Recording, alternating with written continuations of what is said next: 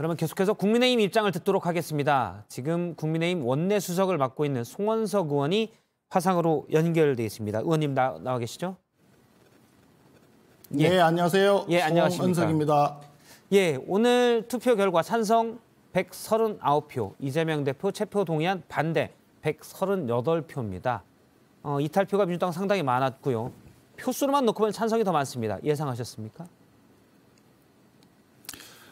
사실상 오늘 아침에 다른 언론에서 인터뷰할 때도 결과는 뚜껑을 열어봐야 된다라고 얘기했지만 사실상 가결이 이렇게 많이 나올 줄은 저희들도 예상하기는 좀 어려웠습니다. 그렇지만 기본적으로 민주당 내에서 이재명 대표의 지역 토착 비리에 대해서는 문제가 많다라고 하는 상식 있는 의원님들이 생각보다 많이 있었다라고 하는 반증이라고 생각을 합니다. 예. 전체적으로 한 30표 이상이 지금 이탈했다라고 지금 알려지고 있는데 그 부분이 그동안 이재명 대표가 계속해서 초선 의원 그 워크숍에도 가고 또 만찬도 같이 하고 또 문자도 보내고 했는데 그랬음에도 불구하고 거기에 대해서 반대 의견을 가졌다라고 하는 것은 민주당의 건전한 상식을 가진 의원님들이 생각보다 많이 계신다라고 하는 점에서 한편으로는 마음이 든든하다 이런 느낌입니다. 예, 이것도 한번 여쭤보겠습니다. 왜냐하면 예를 들어 김행 비대위원 같은 경우 그런 얘기를 했었습니다. 국민의 입장에서 보면 정치공학적으로 내년 총선을 봤을 때 이재명 대표가 계속 대표를 맡는 게 낫다. 그래서 체포동의안을 부결시키는 게 더 나을 수도 있다라는 얘기를 했거든요. 혹시 국민의힘 의원들 중에 반대 표를 던지거나 그런 의원들이 있을 가능성도 있습니까? 지금 그런 일부 의견을 얘기하는 분도 있겠지만 우리 당 의원님들 중에는 부결표를 그렇게 던진 분이 없을 것이라고 생각을 합니다. 우리는 의총을 2번 하면서 이번에 그 이재명 대표 체포 동의안에 대해서는 다들 가결 표를 던지기로 그렇게 당론화해서 의견을 전달한 바 있습니다.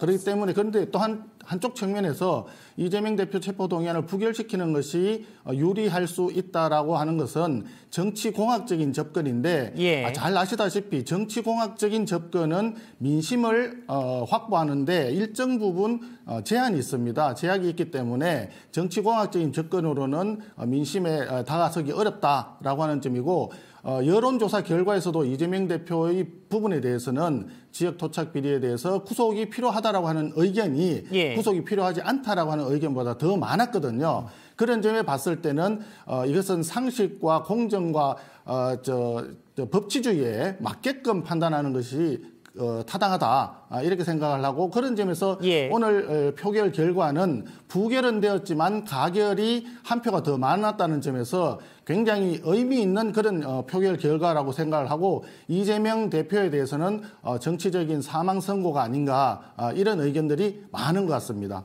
예, 알겠습니다. 이 부분도 있습니다. 이재명 대표도 그 얘기를 했고 많은 민주당 또 일부의 여권 인사 중에서도 그런 얘기를 하는 분들도 있습니다. 제1야당 대표기 때문에 체포영장을 청구하는 것 자체가 정치적으로 부담이 될 수도 있다. 이런 지적도 있었거든요. 그러니까 부담이라기보다는 옳지 않을 수도 있다는 지적도 있었습니다. 여기 대해서는 어떻게 보십니까? 왜냐하면 무죄 추정 원칙에 따라서요.